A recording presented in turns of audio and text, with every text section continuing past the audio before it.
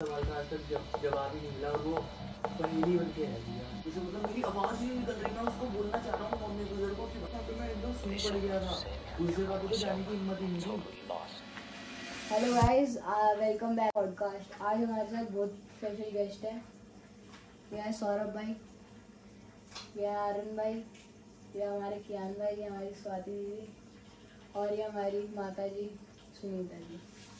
तो आज हम ऐसी सच्ची घटनाओं पे बात करने जा रहे हैं जो सबके साथ सच में हुई है। आर्यन भाई अपनी स्टोरी सुनाइए। तो मैं बताता हूँ जो मेरे साथ, जो मेरी आप बीती मेरे साथ बीता हुआ है ना, वो बहुत ज़्यादा खतरनाक हुआ था। कि एक बारी की बात है, मेरा दोस्त था, एक बहुत खास दोस्त था। मतलब एक ये मान लो कि बचपन का दोस्त, जैसे मतलब घर आना जाना लगा रहता है ना, वैसा था एकदम बिल्कुल ही। तो उसका नाम है बूंदी गुजर, नाम है उसका दोस्त का मेरे से। जैसे मतलब एकदम एकदम भाई जैसा रिलेशन था उसके साथ मेरा। तो बचपन एक साथ बीता, फिर धीरे धीरे बड़े हुए। उसके बाद ना थोड़ी रिस्पॉन्सिबिलिटीज़ आ गई मेरे ऊपर।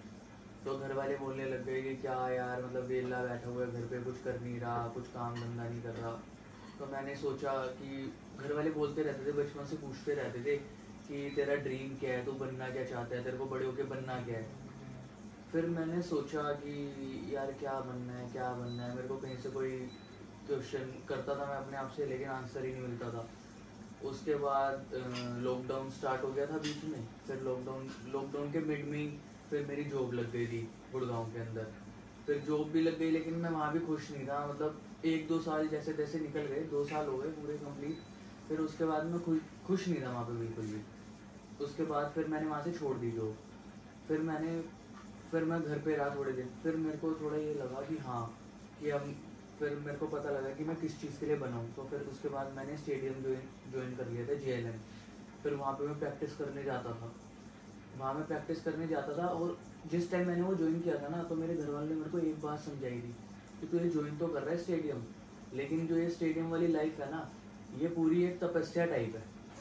कि तेरे को ना सारी चीज़ें, मतलब सारी दुनिया की हर एक चीज़ छोड़नी पड़ेंगी। कि कुछ भी, कि घूमना फिरना, यारी दोस्ती, सारी चीज़ें छोड़ देनी पड़ेंगी। तो तेरे को अकेले ये ऐसी राह है जिस राह को तेरे को अकेले ही पार करना है पूरा। तो फिर मैं वहाँ गया। उसके बाद मेरे घर वाले ने बहुत समझाया कि कोई दोस्त आए जाए तो तेरे को किसी का कुछ वो नहीं रखना, कि मिलना नहीं है किसी से। अपना सुबह सुबह स्टेडियम जाना है, वहाँ पे प्रैक्टिस करनी है और अपना घर आके सो जाना है। तो यही रूटीन रखना है। तो मेरे से एक गलती हो गई। 1-1.5 महीना हो गया कंप्लीट, स्टेडियम जा रहा था बढ़िया, एकदम बढ़िया रिजल्ट दिखने चालू हो गए थे, बढ़िया टाइमिंग वगैरह सब कुछ आ रहा था। उसके बाद मेरे दोस्त का फ़ोन आता है मेरे पास एक दिन, बूंदी गुजर का रात को फ़ोन आता है मेरे पास कि कहाँ है भाई।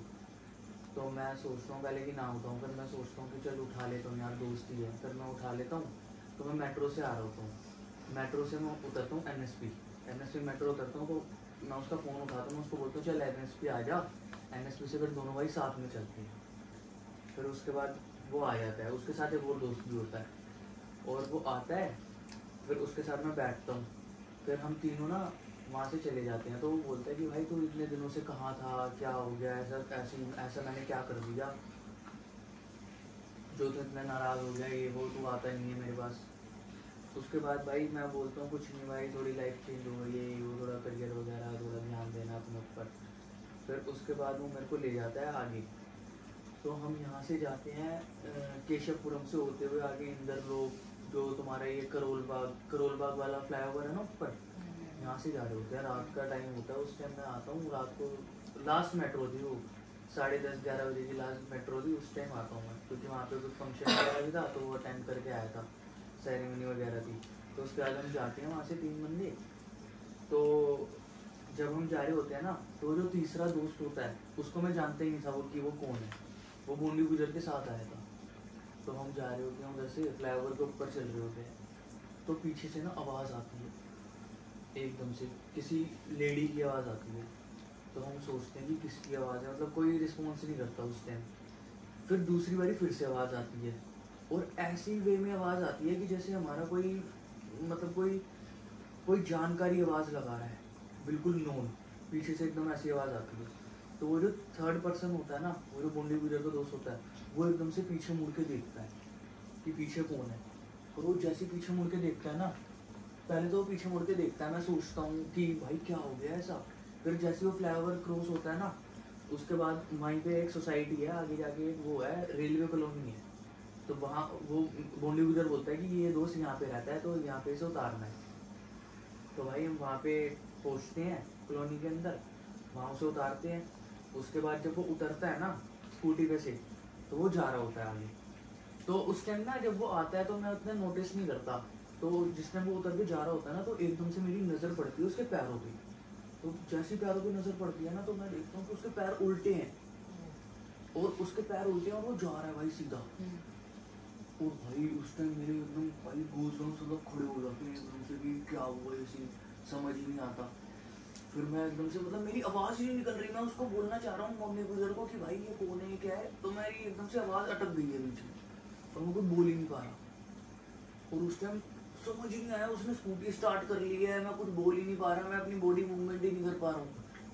और भाई वहाँ से वो स्कूटी स्टार्ट करता है, वहाँ से फिर हम आते हैं, घर आ जाते हैं पूरा। तब तक मैं बोल ही नहीं पाया उसको कुछ भी। सुन हो गया पूरा, सुन पड़ गया, पूरी बॉडी सुन हो गई। उसके बाद हम आए इधर, घर पे आए, तो उसके बाद मैं उससे पूछता हूँ कि भाई कौन था ऐसे वो दोस्त वगैरह था तेरा। तो उसके बाद भी भाई वो मेरे को कुछ नहीं बताता। उसके बाद फिर मैं उससे मिलता नहीं हूँ 1-2 दिन, क्योंकि स्टेडियम फिर से वो हो जाता है, जाना आना रेगुलर हो जाते हैं। फिर उसके बाद थोड़े दिनों बाद वो मेरे को मिलता है दोबारा।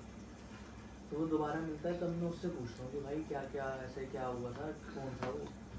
तो भाई तब भी वो मेरे को मतलब ऐसे मतलब घुमाता फिर आता है बात को, भी बताता नहीं है कुछ भी। लेकिन मैं पूछता रहता हूँ, भाई वो बताता ही नहीं है मेरे को कुछ भी, और फिर मतलब घुमा देता है बात को कि मैं उसको बोलता हूँ, और मैं वो बात उसको बता ही नहीं पाता कि उसके पैर उल्टे थे। मैं उससे बस यही पूछ पाता हूँ कि भाई कि वो कौन था जो तेरे साथ बंदा आया था ये वो, लेकिन वो कुछ बता ही नहीं पाता, और आज तक उस सवाल का जवाब ही नहीं मिला मेरे को। ऐसा सीन हो गया था भाई मेरे साथ। तो आपका वो फ्रेंड कौन था, उसका नाम भी नहीं पता चला? उसका नाम वगैरह कुछ भी पता नहीं चला, वो आज तक भी एक पहेली बन के रह चुकी है। तो वो आपको पता एग्जिस्ट भी करते थे या फिर ऐसे ही? यही तो नहीं पता लगा, तो उसने कुछ बताया ही आपको नहीं। पता था वो रेलवे से, वो जो भी था रेलवे कॉलोनी में रहता था, तो आपने जाके वहाँ पे कुछ देखा नहीं कि वो कहाँ जाने की हिम्मत ही नहीं है भाई, मैं बताता हूँ ना, वहाँ पे मैं एकदम सुन पड़ गया था। उस जगह पे तो जाने की हिम्मत ही नहीं थी। वो तो मेरा दोस्त था, बचपन का चाइल्डहुड फ्रेंड था, इसलिए मैंने उससे पूछ लिया।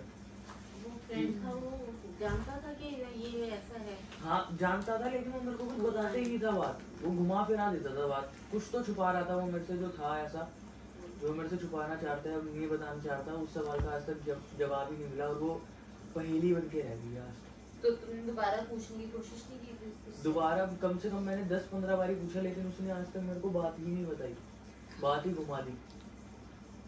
तो अब आपका मिलना होता है मुझे? हाँ मिलना होता है कभी कभार। उसके बाद कभी उन्होंने उसका जिक्र नहीं किया? कुछ जिक्र नहीं है ना, उसके बाद वो बंदा मेरे को दिखाई दिया ना, उसका कुछ पता नहीं कुछ भी। चलो